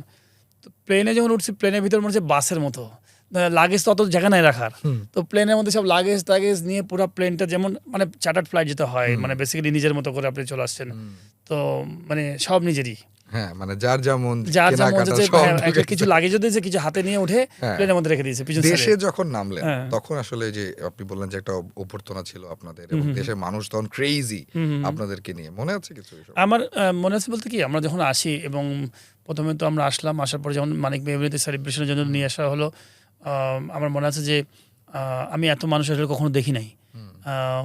এত মানুষ আমি আমার লাইফ মানে জীবন দশা দেখি নাই একসাথে? একসাথে। যখন আমরা বাস থেকে নেমে বাসে যখন যাচ্ছি মানিক মেমোরি স্টেজের দিকে, তখন ডানে বামে এত মানুষের ভিড়, মনে হচ্ছে ভয় লাগছিল যে কেউ চাকার তলে চলে যায় কিনা, এত টাইট, মানে নড়ার জায়গা নেই, বাস নড়তে পারছে না। তো যাই হোক, কোনোভাবে যখন বাসটা যখন আপনারা যে স্টেজের কাছাকাছি আসছে, ওখান থেকে আমরা নেমে যখন স্টেজের উপরে যখন উঠে দাঁড়াইছি, তখন তো আমরা বয়সে কম। আকরাম ভাইরা আমাদের সিনিয়র, বুল্লু ভাইরা আমাদের সিনিয়র, কিন্তু আমরা তো বয়স অনেক ছোটো। তো মাথা ওটা দেখি শুধু কালো মাথা। আপনি এদিকে যে পূর্ব এবং পশ্চিম, মানে মানিক মেমোরিতে আমাদের মাঝখানে সংসদ ভবনের দিকে ছিল স্টেজ মাঝামাঝি, আর এদিকে পুরো মাঝখানে আইল্যান্ডও ছিল না, তখন তো কিন্তু ফাঁকা, মানে মাঝখানটা বড় একটা চড়া রাস্তা ছিল। পূর্ব এবং পশ্চিমে শুধু মাথা দেখেছি, লাস্ট মাথা, এই মাথা থেকে ওই মাথা পর্যন্ত, এবং কোনো রাজনৈতিক কোনো চিন্তা ভাবনা করে না। মানুষ দেশকে যে কী কতখানি ভালোবাসে, একটা ফ্ল্যাগের যে আপনার ভালো কিছু সাকসেস আসলে যে কী হয়, মানুষ কি ইমোশনাল ছিল সেই দিন দেখা গেছে। মানুষ বিভিন্ন অঞ্চল থেকে, বিভিন্ন জায়গা থেকে, মেয়ে থেকে শুরু করে ছেলে, সবাই কিন্তু শুধু মাথার মাথা দেখেছি আমি ওই শুধু দিন। আপনাদেরকে দেখতে শুধু এসেছিল? দেখতে আসছে, আমার সেলিব্রেশনে আসছে, সবাই আনন্দ করতে আসছে। যে আসলে সরকার আপনাদেরকে ফিলিংসটা তো যে কি দেশের। আপনাদেরকে তো অনেক পুরস্কারও দিয়েছিল সে সময়, মনে আছে আপনার? আমাদের যেমন আমার মনে আছে যে 5 লাখ টাকা করে আমাদের তখন দেওয়া হয়েছিল। ওই সময় সবাইকে। 5 লাখ টাকা তো অনেক টাকা। অবশ্যই তখন অনেক টাকা, 5 লাখ কি টাকা করে। করেছিলেন 5 লাখ টাকা দিয়ে ওই সময়? এইটা আমি ঠিক বলতে পারবো না কি করতাম। আপনার Because স্মৃতিশক্তি চলার দুর্বল হয়ে যাচ্ছে, হ্যাঁ, আপনার বয়স চলার হচ্ছে, পথে তো আপনাকে দেখে ultimately, বোঝা যায় না। কেউ হ্যাঁ। সেভিংস করে, কেউ আরো খরচও যায়। বাট আমি হয়তো এটা বলতে পারবো না যে আসলে কি করেছিলাম। বাট স্পেসিফিক ওইভাবে কিছু করা নাই, বিকজ টাকা তো সবাই খরচ করবেই, কোথাও খরচ না করে, কোথাও। জমা করে। এটা তো মুদ্রার এক পিঠ যে আপনি মানুষের তীব্র ভালোবাসা দেখলে 2003 ওয়ার্ল্ড কাপে ইউ আর দ্য ক্যাপ্টেন। বাংলাদেশের one of the worst world cup, কেনিয়ার কাছে আমরা হেরেছিলাম, আরো অনেকগুলো ম্যাচ হেরেছিলাম যেগুলো আমাদের আমরা জেতার কথা। কেনে গেছে আসলাম, হ্যাঁ। আচ্ছা নামিবিয়ার কাছে স্কটল্যান্ডের কাছে মনে হেরেছিলাম, কানাডার কাছে কানাডার কাছে হেরেছিলাম, আসলাম, হ্যাঁ। কানাডার কাছে হেরেছিলাম। তো ওই টেস্ট, ওই ওয়ার্ল্ড কাপের স্মৃতিটা একটু শুনি আপনার কাছ থেকে, মানে কি প্ল্যান করে গিয়েছিলেন এবং যখন দেশে ফিরলেন কি সিচুয়েশন ছিল? দেখেন 2003-এ যে ওয়ার্ল্ড কাপটা হয়েছিল, আমি বলবো যে সাউথ আফ্রিকায় খেলা ছিল, আমাদের কিন্তু তখন ওরকম অ্যানালাইসিস ছিল না যে অপোনেন্ট টিম কেমন। কেনিয়ার সাথে কিন্তু আমরা হার্ড, কিন্তু হয়তো আমরা আমি বিশেষ করে বলবো ক্যাচও মিস করছিলাম দু একটা, কিন্তু কেনিয়ার সাথে কেনিয়া কিন্তু আমাদের চেয়ে বেটার টিম ছিল। আপনার 2003-এ আমরা, আপনি খেলা আছে কিনা জানি না, আমরা নাম বলি যে কেনিয়ার কাছে হেরেছি, কিন্তু কেনিয়া সেমিফাইনাল খেলেছে ওই ওয়ার্ল্ড কাপে, বড় বড় টিমকে হারাইছে কিন্তু সেমিফাইনাল, মানে কেনিয়া টিম। আমি আপনাকে প্রথমে বলছি যে কেনিয়া কিন্তু ওয়ার্ল্ড ক্লাস টিম ছিল। এখন যদি তারা কন্টিনিউ করতো আরও উপরের দিকে টিম যেত, বিকজ রাজনীতির কারণে তারা হয়তো উপরের দিকে আসতে পারে না। তো ওই ওয়ার্ল্ড কাপে তারা সেমিফাইনাল খেলে। তো আপনি ওইটাকে আপসেট মনে করেন না? আমি মনে করি না, বিকজ আমাদের থেকে বেটার টিম ছিল কেনিয়া। কেনিয়া তার আগে থেকে ওয়ার্ল্ড কাপ খেলে। কেনিয়া তো আমরা হারছি, যেটা আমি বলবো যে সেটা কানাডার সাথে। কানাডার সাথে আমাদের কোনোভাবে হারা উচিত নেই, এবং একটা প্লেয়ার আমাদেরকে হারা দিয়েছে, দর্শন না কি নাম সম্ভবত। এই প্লেয়ারটা বেসিক্যালি অস্ট্রেলিয়াতে ফার্স্ট ক্লাস প্লেয়ার ছিল। আমরা ও যে কানাডায় ওখানে সেটেল করে যে ওখান থেকে খেলছে, এবং দুই একটা ফাস্ট বোলার ছিল, জোসেফ না কি নাম যেন, খেয়াল না, ওই সময় অনেক আগের কথা। তো আমরা ঠিক মতো তাদের অপোনেন্টকে মানে রিড করতে পারি না যে কে মেন প্লেয়ার না। আমাদের ভালো যাচ্ছিল, সামহাও একটা পার্টনারশিপও ছিল, সানোয়ারের এবং কার সাথে যেন পার্টনারশিপও ছিল, ওইটা মিস হওয়াতে দাম করে আমরা বেরিয়ে গেছি, এবং বাউন্স উইকেট ছিল, সব কিছু মিলে আমরা খুব একটা ভালো রেজাল্ট করি না। ওই ম্যাচটা আমরা হেরে যাই, এবং যে ম্যাচটা হারি আমার মনে আছে ইয়ের সাথে, কানাডার সাথে, পরের দিন ছিল আমাদের ঈদের দিন, এবং আমার মনে হচ্ছে সবাই কিন্তু এতটাই বিধ্বস্ত হয়ে গেছিলাম, বিকজ কানাডার সাথে কেউ মেনে নিতে পারেনি হারাটা। এক একজন এক এক রুমে ছিলাম, মানে কেউ কারোর সাথে দেখা নাই, নামাজ পড়তে যাবো যে সকালবেলায় পরের দিন, সেটারও ইয়ে নাই। এই জন্য আমার কাছে মনে হয় আমরা তখন প্রফেশনাল ছিলাম না। আমি প্রফেশনাল বলতে বোঝাচ্ছি যে আমি কাউকে দোষ দেবো না, বাট আমার কাছে মনে হয় ওইরকম মুহূর্তে ম্যানেজমেন্ট যারা খুব বুঝেন, বুঝেন, তাদের উচিত ছিল যে আপনার প্লেয়ারদেরকে আবার খুব রিল্যাক্স করানো, চিয়ার আপ করা। বিকজ আপনি যখন একটা মিশনে গেছেন, কোনো কারণে একটা ফেল করেছেন, আপনাকে তখন থেকে ওভারকাম করতে হবে, বেরিয়ে আসতে হবে, যে আপনার পরবর্তী ম্যাচ যেন ভালো হয়। তো সেই ক্ষেত্রে আমার কাছে মনে হয় যে ওইখানে আমাদের একটা ম্যানেজমেন্টের একটা বড় ধরনের, আমার কাছে আমি মনে করেছি সবাই রুমে আমি তো নিজেও আপসেট, আমি আজ ক্যাপ্টেন, আমি তো নিজেও আপসেট, আমিও তো নিজেও, আপনার উপরে তো সবচেয়ে বেশি প্রেশার আমার কাছে বেশি থাকবে, তাই কি না? তো ওইখানে একজন দুজন রোল থাকা উচিত ছিল, সব প্লেয়ারকে নিয়ে আবার রিল্যাক্স করানো, ওটা অন্য গল্প করানো, বিভিন্ন রকম মিটিং করা, এই করা। তো সেই জিনিসটা আমার মনে হয় গ্যাপ ছিল, হয়নি। না হয় নাই। এমনি ওভারঅল আসলে টিম এনভায়রনমেন্টটা কেমন ছিল? সবাই কি ওয়ার্ল্ড কাপের সময় অনেক বেশি, আপনি তো অ্যাজ এ ক্যাপ্টেন সবাইকে ক্লোজলি দেখেছেন। আপনার কি মনে হয় যে what went wrong for Bangladesh in 2003 world cup? না, টিমের রং ছিল মানে রেজাল্ট যখন হবে না তখন আপনার সবকিছু রং বেরিয়ে আসবে। রাইট। ধরেন আপনি যখন রেজাল্ট পাবেন, ধরেন সাপোজ অস্ট্রেলিয়া টিমে আজকে বাংলাদেশ টিম জিতেছে, আপনি কিন্তু কোনো ধরনের নেগেটিভ জিনিসটাও পজিটিভ হয়ে যাবে, আর থাকা তো দেখার দরকার নাই। কিন্তু যখন আপনি কোনো কিছু রেজাল্ট পাবেন না তখন কিন্তু আপনি সবই ভুল। সবই ভুল, সব কিছু থেকে আপনার কিন্তু নেগেটিভ জিনিস বেরিয়ে আসবে এবং সেই জিনিসটা সবচেয়ে বেশি তুলে ধরা হয়। রাইট। তো আমি মনে করি যে এটা পার্ট, স্পোর্টসের একটা পার্ট থাকে যে আপনি খারাপ ভালো সবকিছু থাকবে, কখনো কখনো আপনি হারবেন। সেটা তো আপনি কখনো এখন জিতবেন। বুঝেন এই বয়সে এসে, কিন্তু ওই সময়টাতে ওই সম্ভবত আপনার ক্যারিয়ারের সবচেয়ে বেশি সমালোচিত হয়েছিলেন ওই সময়টাতে 2003 2003, মানে আপনাকে নিয়ে সবচেয়ে বেশি নিউজ হয়েছে, সবচেয়ে বেশি রিপোর্ট হয়েছে। তো তখন নিশ্চয়ই আপনার জন্য খুব ডিফিকাল্ট ছিল সময়গুলো। আমি বেসিক জায়গায় থাকতাম, ধরেন প্রচুর ম্যাচ হেরে যাওয়ার জন্য ওই টুর্নামেন্ট থেকে আমরা যখন ছিটকে যাই, টুর্নামেন্টে আসলে চ্যাম্পিয়ন হওয়ার জন্য আমরা যাই না, আমরা তো গেছি যে 2-3টা ম্যাচ জেতার জন্য। তো যখন আমরা যেটা করতে পারি, অ্যাচিভ করতে পারি, তখন তো আসলে অনেক সমালোচনা আলোচনা হয়েছে। কিন্তু আমার মাথার মধ্যে ছিল যে না, ওই সিরিজে মনে হয় আমি হাইস্ট স্কোরার ছিলাম সম্ভবত, মনে হয় ম্যাচে ম্যাক্সিমাম রানগুলো দেখবেন যে মনে হয় সম্ভবত আমি মনে হয় হাইস্ট স্কোরার ছিলাম, বা ভালো খেলেছিলাম আমার কাছে মনে হয়, আমি জানি ব্যাটিংয়ে। তো আমার মনে হচ্ছে যে টাফ টাইম আসবেই জীবনে। মানুষের লাইফটা হচ্ছে কিন্তু একটা ঢেউয়ের মতো, প্রত্যেকটা মানুষ, আর শুধু খেলোয়াড় না, যে কোনো সাধারণ মানুষ যে জব করে, যে বিজনেস করে, ইটস লাইক ওয়েভ। যে ধরেন আপনি কখনো সমুদ্রের ঢেউয়ের মতো, আপনি ঢেউয়ের নিচে আসবেন, আবার ঢেউ উপরে উঠবে, আবার নিচে নামবে, এরকম থাকবে। তো কখনো কোনো জীবনের, আপনি যেমন 97 আমার ঢেউয়ের একদম মাথার উপরে, আমি খুব আনন্দ করেছি, খুব এনজয় করেছি, একদম মাথার উপরে, ওটা ধরে রাখাটা খুব ইম্পর্টেন্ট। আবার কখনো কখনো আপনি একদম ঢেউয়ের নিচে চলে যাবেন, তো ওই সময়টা খুব ইম্পর্টেন্ট হচ্ছে যে আপনি ঢেউয়ের নিচে যে আপনি হারিয়ে যান না, আপনি ব্রিদিং নেন, রিল্যাক্স হন, বেসিক্সে থাকেন। যখন আপনি বেসিক্সে থাকবেন তখন কিন্তু আপনার আস্তে আস্তে করে পানির নিচে যখন ডুবতে থাকছেন তখন যদি রিল্যাক্স থাকেন যে না আমাকে এখানে সার্ভাইভ করতে হবে, যখন উপরে থাকবেন তখন নিজেকে চিন্তা করতে হবে আমাকে কী করে ঢেউয়ের উপরে বেশিক্ষণ থাকা যায়, কন্ট্রোল করা। ঠিক ঢেউয়ের নিচে যখন যাবেন জীবনটাতে, যখন খুব টাফ টাইম যাবে, চারিদিক থেকে প্রেশার যাবে, তখন চিন্তা করবেন যে কী করে আমি রিল্যাক্স থাকে, বেসিকে আমার যে জিনিসগুলো রেগুলার ওয়ার্ক আছে সেই কাজগুলো আমি করতে থাকি। হয়তো তখন আপনি দেখবেন সব কিছু আপনার এগেনস্টে যাবে, পক্ষে থাকবে না। কিন্তু আপনি যখন বেসিক্স নিয়মেই থাকবেন, যে ঘুমের সময় ঘুম, কাজের সময় কাজ, এবং বেস্ট হার্ডওয়ার্ক করে যাবো নিয়মের মধ্যে থেকে, তখন দেখবেন একটা সময় ঠিকই আস্তে আস্তে করে আবার আপনার থেকে ফলে আসতে থাকবে। তো 2003 আমার কাছে মনে হয় যে ওরকম একটা ব্যাড টাইম গেছে, বাট ওভারকাম করেছি, আবার পরে ন্যাশনাল টিমে আবার আসছি, কামব্যাক করেছি, খেলেছি। 99 ওয়ার্ল্ড কাপে আমাদের পাকিস্তানের সাথে বিখ্যাত সেই জয়টা, ওই ম্যাচটা একটু আপনার কাছ থেকে শুনতে চাই। 99 ওয়ার্ল্ড কাপে আমরা তো প্রথমে একটা জিতলাম হচ্ছে পাকিস্তানের সাথে, এবং একটা হচ্ছে স্কটল্যান্ডের সাথে। পাকিস্তানের সাথে ম্যাচটা তো আলটিমেটলি খুব আমি বলবো যে কোয়ালিটি ম্যাচ ছিল। পাকিস্তান তো অনেক সলিড টিম, ওই সময় খুবই ভালো দল, আমরা ম্যাচ জিতেছি। এবং স্কটল্যান্ডও কিন্তু ওই সময় স্কটল্যান্ডের কন্ডিশনে কিন্তু খুবই ভালো, আমরা তাদেরকেও ম্যাচ জিতেছি, তাদের সাথে ম্যাচ জিতেছি। তো 99 ওয়ার্ল্ড কাপ প্রথম ওয়ার্ল্ড কাপ, ওই হিসেবে কিন্তু আমরা যদি আপনারা যদি রেজাল্ট করেন, আমরা মেজার করেন, তো আমি বলবো যে খুব ভালো পারফরমেন্স ছিল আমাদের। দুটো ম্যাচ আমরা ওয়ার্ল্ড কাপ থেকে জিতে আসছি। পাকিস্তানের সাথে ওই ম্যাচে তো আমাদের আসলে জয় তো ডেফিনেটলি টার্গেট ছিল না, না অবশ্যই না। পাকিস্তান ওই সময় যেই টিম। বাট কখন ফিল করলেন যে আসলে না এই ম্যাচ জিতে যেতে পারি আমরা? না, কখন ফিল করলাম মানে 223 আপনি করেছিলাম ধরেন আমরা। মানুষের চলার পথে না চলতে চলতে দেখবেন যে অনেক সময় অনেক কিছু আপনি হয়তো চিন্তা করেন না, কিন্তু দেখবেন যে অনেক কিছু পেয়ে গেছেন জীবনে। কিন্তু এরকম অনেক ঘটনা ঘটে যে আপনি যেটা আশা করেন না, হয়তো দেখা গেলো যে ওটা হয়ে গেছে, আবার যেটা আশা করেছেন সেটা হয়তো হয় নাই। তো আমার মনে হয় যে পাকিস্তানের সাথে আমরা ম্যাচ জিতবো 99, এইটা কিন্তু আমরা মাঠে গেছি পারফর্ম করার জন্য, ইন্ডিভিজুয়াল পারফরমেন্স। আমি আমার বিশ্বাস, আমি মনে করি সবাই কে কি বলবে এটা ইম্পর্টেন্ট না। আমার কাছে ছিল যে আমি আমার পারফরমেন্স আমি করবো, আমি আমার ভালো কিপিং করতে হবে, ব্যাটিং করার চেষ্টা করতে হবে। ইন্ডিভিজুয়ালি সবাই হয়তো সবার প্ল্যান নিয়ে গেছে, কিন্তু পাকিস্তানের ম্যাচ জিতবো এটা কিন্তু প্রথমে ভাবি নাই। বাট সময়ের সাথে যখন গড়াইছে, ওভার যখন করতে থাকেছে, একটা সময় যে তখন আমার কাছে মনে হয়েছে যে আমরা জিততে পারবো। আমরা যে 220-এর বেশি করলাম বোর্ডে বোলিং করার আগে যখন ব্রেক, ওই সময়ের কিছু মনে আছে আপনার, যে আলোচনাটা কি হচ্ছিল? আমার পুরো খেলাটা মনে নাই, শুধু মনে আছে যে আমি ওয়াসিম আকরাম বল করছি, আমি আর রফিক ব্যাটিং করছি। ওয়াসিম আকরাম মানে একটা ওভার বল করছে, একটা বল ইনসুইং, একটা আউটসুইং, একটা ইনসুইং, একটা আউটসুইং। রফিক শুধু বল ব্যাট দিন আছে, হ্যাঁ, তখন আমি নন স্ট্রাইকারে। আবার আমাকে ব্যাটিং বোলিং করছে, একবার এদিক যাই এদিক যাই। তো আমি একটা 4 মারছিলাম স্কোয়ার কাট করে, কিপিং করে। আমার মনে আছে যে রান আউট করছিলাম, ওপি থ্রো করছে, এটা মাঝে মাঝে দেখা যায়। হ্যাঁ, ওপি থ্রো করে লাস্ট উইকেট স্লাইড করে, হ্যাঁ স্লাইড করে থ্রো করে আমার হাতে আমি মানে কি রান আউট করি। এবং মানুষ এই কয়েকদিন আগেও আমি টিভিতে দেখছি ইউটিউবে, সব মানুষ ধরায় গোটা মাঠের মধ্যে চলে আসে। কপাল ভালো যে ওটা আউট ছিল, না হলে কিন্তু আবার হয়তো নামতে হতো। মানে আমরা সব আমার এটাও মনে আছে যে সমস্ত মানুষ যখন চলে আসে, তখন আমি একটা স্টাম্প আমার হাতে, আমি নিয়ে দৌড় মারা শুরু করেছি। যে পাকিস্তানের সাথে ম্যাচ জিতে স্টাম্প নিয়ে দৌড়া শুরু করেছি। আর আমাকে কি সবাই চারিদিকে ধরলো, তারপরে একটা গ্লাভস দিয়ে টান দিয়ে নিয়ে চলে গেলো। নিয়ে চলে গেল।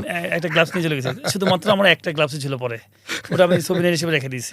আচ্ছা, মানে চারিদিক থেকে মানুষ, তখন আপনি চিন্তা করছেন বাঁচবো কিভাবে? হ্যাঁ, মানে এত মানুষ হচ্ছে বাংলাদেশি এবং পাকিস্তানি দুই দলেরই, বিকজ হচ্ছে তারা খেলাটাকে খুব এনজয় করেছে। তো তারা মানে ইংল্যান্ডের মানুষরা কি হয় সাপোর্ট করে আর কি, তারা দুদিক থেকেই চলে আসছে। এবং যখন আমি ধরাবো, আমি তো সেন্টারে, চারিদিক থেকে মানুষ আছে, আমার তো পালানোর তো জায়গা নাই, সবাই তো আসছে। তো তখন আমি দৌড়াতে দৌড়াতে যখন যাচ্ছি, তখন আমার ধরে ফেলেছে, ধরার পরে আমাকে এদিক দিয়ে টানাটানি, এদিকে টানাটানি চলছে, সবাইকেই টানছে, সব প্লেয়ারকেই। আমাকে টানতে টানতে একটা গ্লাভসকে টেনে নিয়ে চলে গেল, আমার ওদিকে তাকাতে পারছি না, টান দিয়ে চলে গেল, এক বাঁ হাতের গ্লাভস থেকে গেছে, এই বাঁ হাতের গ্লাভসটা তখন রেখে দিয়েছি। আপনার সম্পর্কে আমি যেটা শুনেছি যে আপনি তো আবাহনী মোহামেডানে আপনার ক্যারিয়ারে লম্বা একটা সময় কাটিয়েছেন। জি, আপনি প্রচুর স্লেজিং করতেন ঢাকা লিগে, এবং আপনি খুব বিখ্যাত ছিলেন স্লেজিং এর সময়। এবং আপনি উইকেটের পেছনে আছেন, এটা ব্যাটার জানলে সে খুব টেনশনে থাকতো যে পাইলট তো আজকে আমাকে শেষ করে ফেলবে। এটা কি সত্যি? একদম সত্যি, বিকজ আমি খেলাটাকে শুধু মাঠের খেলাকে দেখতাম না, অফ দ্য ফিল্ড বলবো না, মাইন্ড গেম। যে আপনি ব্যাট বলে খেলবেন, মাইন্ডেও খেলবেন।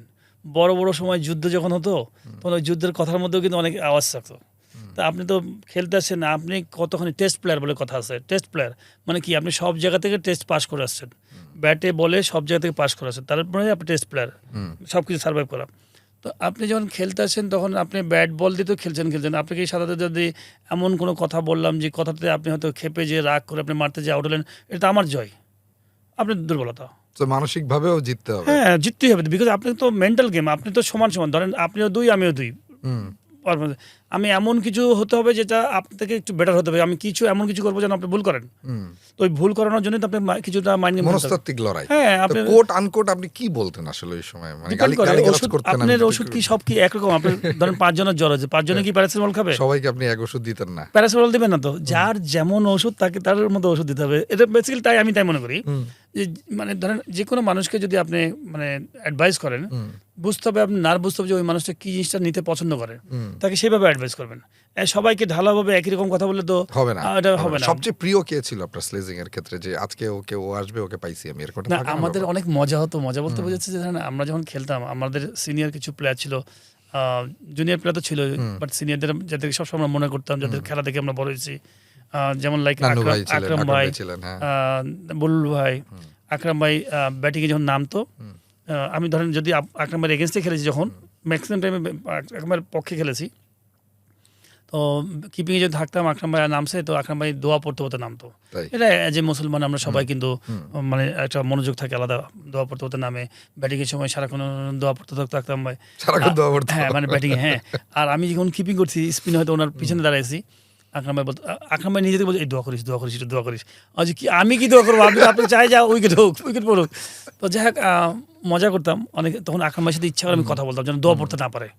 আকরাম ভাই মনে মনে ব্যাট নিয়ে দোয়া পড়ছে, আর আমি আকরাম ভাইকে শুধু কোশ্চেন করে যেতাম যেন দোয়াটা যেন ঠিক মতো মানে মানে মানে ওইদিকে যেন মানে ইয়া না হয়, শেষ না করতে পারে, দোয়ার মধ্যে যেন আটকায় যায়। হ্যাঁ, মানে বিভিন্ন রকম কথা বলতাম যেন দোয়াটা যেন আটকায় যায়, মানে ওনার মধ্যে একটা প্রেশার কাজ করে যে দোয়া আটকায় গেছে, তার মানে একটা প্রেশার থাকবে।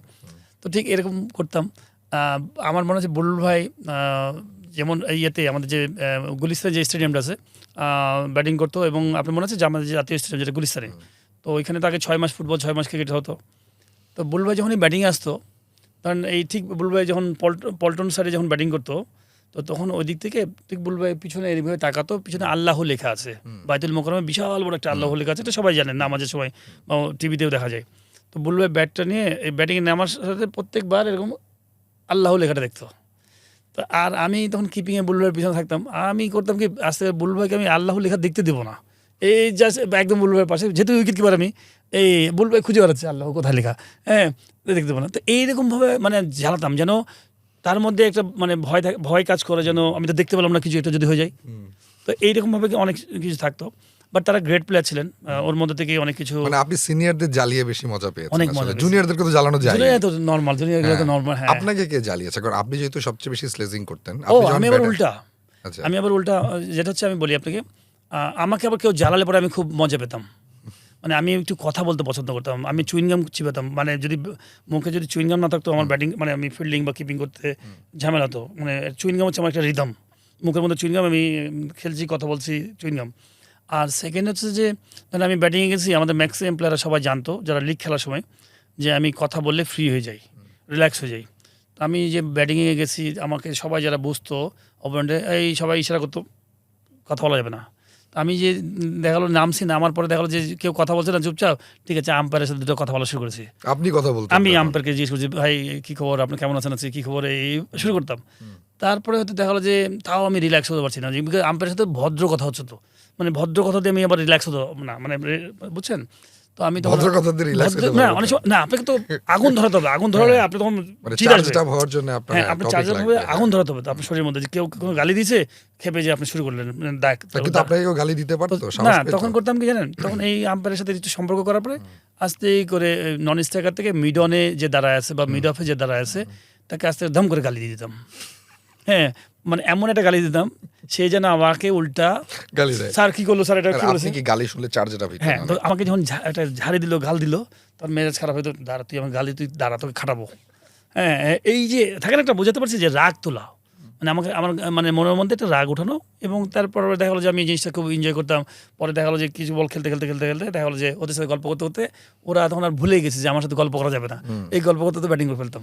ইন্টারন্যাশনাল ক্রিকেটেও কি আপনি গালিগালাজ করতেন, স্লেজিং করতেন? এটা ডিপেন্ড করে, সবাই তো ধরেন আলটিমেটলি সবাই কম বেশি করে, সব দেশেই করে। আমরা হয়তো যে যতই বলি না কেন যে করি না, এটা মাইন্ড গেম। এটা সবচেয়ে ফেমাস কোন প্লেয়ার কি করেছিলেন মনে আছে আপনার? এটা প্রচুর দেশ করে, আমরা শিখেছি কোথা থেকে বলেন তো ভাই, আপনি তো কোথা থেকে দেখে তো শিখবেন। অস্ট্রেলিয়া, আপনি ইংল্যান্ড। অস্ট্রেলিয়া বলেন, অস্ট্রেলিয়া করে না, দেখবেন যে এখন হয়তো ক্যামেরা তো ওইভাবে দেখতে পান না, কিন্তু যখন অস্ট্রেলিয়া ইংল্যান্ড খেলা হয় দেখবেন যে মুখের কেমন চলতে থাকে। হ্যাঁ, ইন্ডিয়ান ম্যাচে হ্যাঁ, ইন্ডিয়ান ম্যাচে কেমন চলতে থাকে। শ্রীলঙ্কা যখন আমরা খেলতাম, পিছনে দাঁড়িয়ে থেকে হয়তো it's a part, it's a part. হ্যাঁ, সাঙ্গাকারা কিপিং করছে, জয়াবর্ধনের স্লিপস আছে, মুরালিধরন বল করছে, চলছে তো চলছে মুখে। সিলিতে দাঁড়ায় আছে, সিলিও চলছে, এমনভাবে বলছে যেন আপনাকে মানে ক্যামেরা যেন না ধরা পড়ে। এটা পার্ট, এটা পার্ট। এটাকে কিন্তু আপনি কেউ যদি বলে যে না সবাই জেন্টাল হয়ে গেল, আমার মনে হয় সবাই জেন্টাল না। তারপর আপনি ধরেন কাউকে কিছু এটা বলছেন, পার্টের, ইন্টারন্যাশনাল ক্রিকেট, খেলার একটা স্পোর্টসের একটা গেমের একটা পার্ট আমার কাছে মনে হয়। কিন্তু কেউ রেগে যেত না তখন যে আপনি এমন কিছু করা যাবে না যেটা হয়তো দেখা গেলো যে পার্সোনালি আপনাকে হার্ট করে, মানে এটা ঠিক না। যেটা হচ্ছে দেখা গেলো যে আপনার ফ্যামিলি নিয়ে হোক বা যেটা হোক, আপনি হার্ট করা যাবে না, কিন্তু আপনাকে মাইন্ড গেম খেলতে পারবেন, Mind যে game খেলতে হবে, যেটা right. বললে হয়তো আপনি একটু ভুল খেলবেন, ভুল করে ফেলবেন।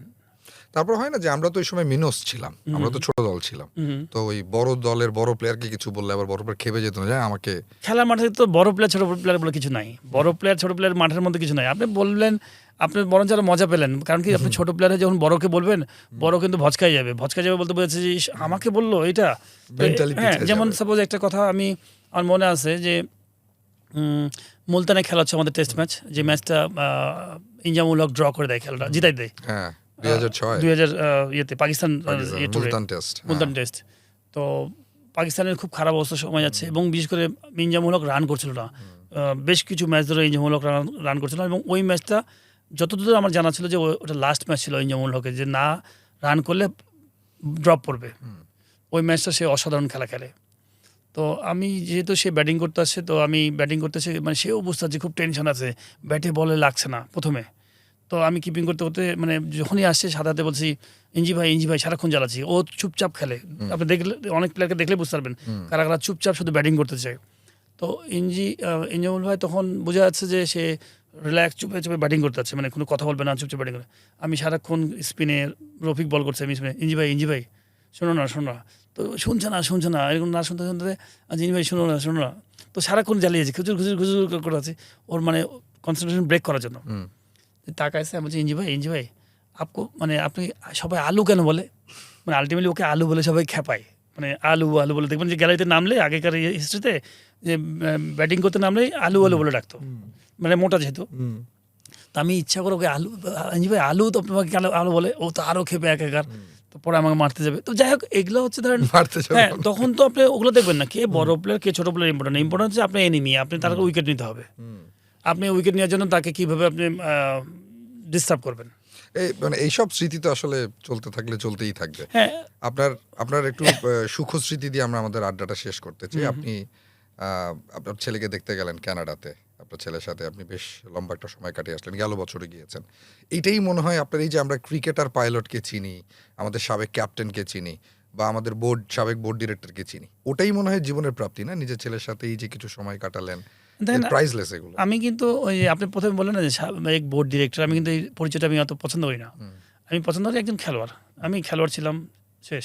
এর চেয়ে বড় পরিচয় হতে পারে না আমার কাছে মনে হয়।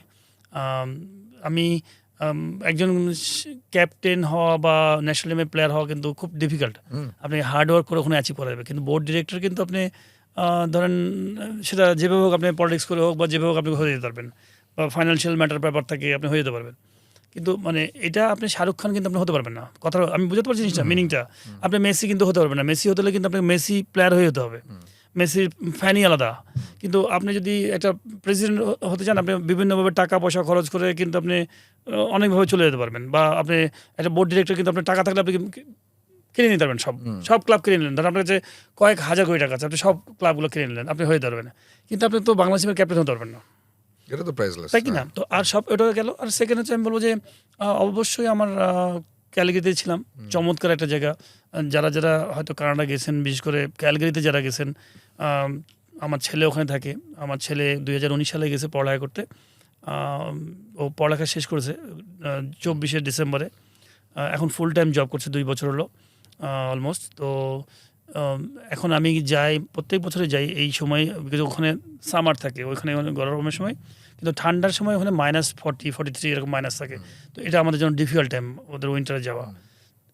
আরেকটা ব্যাপার হচ্ছে ওইখানে প্রচুর স্টুডেন্ট আছে বাংলাদেশি, এবং প্রায় 500 মতো বাংলাদেশি স্টুডেন্ট আছে যারা ওখানে পড়ালেখা করছেন ওই ইউনিভার্সিটিতে। আমি গেলে পরে ওদের ওইখানে যাদের ব্যাচ, ছোট বড় যাদের ব্যাচ আছে, কেউ ফুটবল খেলে, কেউ ক্রিকেট খেলে, আমি অ্যাজ এ স্পোর্টসম্যান ওদের সাথে মিশে যেতে পারি। ফুটবল খেলছি, ক্রিকেট খেলছি। এবং সবচেয়ে বড় ব্যাপার হচ্ছে ওইখানে মানে বিউটি, নেচারের যে বিউটি, আপনি এখানে যে হিমালয় আছে, হিমালয়ের যে পর্বতমালাগুলো সাইড আছে, ঠিক এইখানে যেমন আছে পাহাড়, চারদিকে বরফ বরফ, অনেক বরফ, সুন্দর জায়গা, সুন্দর রোড। ঠিক ওইখানে ব্যানফ নামে একটা জায়গা আছে, যে জায়গাটা হচ্ছে চমৎকার বিউটি। এবং মানুষ বলে, সবাই বলে যে এই কানাডার মধ্যে বেস্ট জায়গা হচ্ছে ভ্যানকুভার এবং এই যে ব্যানফ। তো ওইটা একদম কাছে, 1 ঘন্টা ডিস্টেন্স ড্রাইভ করে গেলেই। তো আমি ম্যাক্সিমাম টাইম ওইখানে চলে যাই। ধরেন 2 দিন 3 দিন ওখানে থাকার চেষ্টা করি, রাত্রি স্টে করার চেষ্টা করি। এবং প্রত্যেকটা পাহাড়ের গোড়ায় আপনি ধরেন নীল কালারের লেক, মানে একদম মানে চমৎকার বিউটি, এত সুন্দর। পাহাড়ের উপরে দেখবেন চারিদিকে বরফ লেগে আছে এই সামারে, এবং ওয়েদারটা খুব সুন্দর। খেলাধুলা করি, ওদের সাথে আড্ডা দিই, মজা করি, সুন্দর সময় কাটে। Thank you so much Khalid Masud pilot. আমার মনে হয় যে আমাদের আলোচনা তো চলতেই থাকবে, নিশ্চয়ই আমরা আরও একদিন আপনার জীবনের গল্পগুলো শুনবো। থ্যাংক ইউ সো মাচ, এবং আপনি যত কষ্ট করে এসেছেন সেই জন্য বিডি ক্রিক টাইম আপনাকে ধন্যবাদ জানাচ্ছি। ধন্যবাদ আপনাকে। বিডি ক্রিক টাইম চিট চ্যাটে আমাদের অতিথি ছিলেন খালেদ মাসুদ পাইলট। খুব শিগগিরই আবারও নতুন কাউকে নিয়ে হাজির হবো। সে পর্যন্ত সবাই ভালো থাকুন, সুস্থ থাকুন। ধন্যবাদ।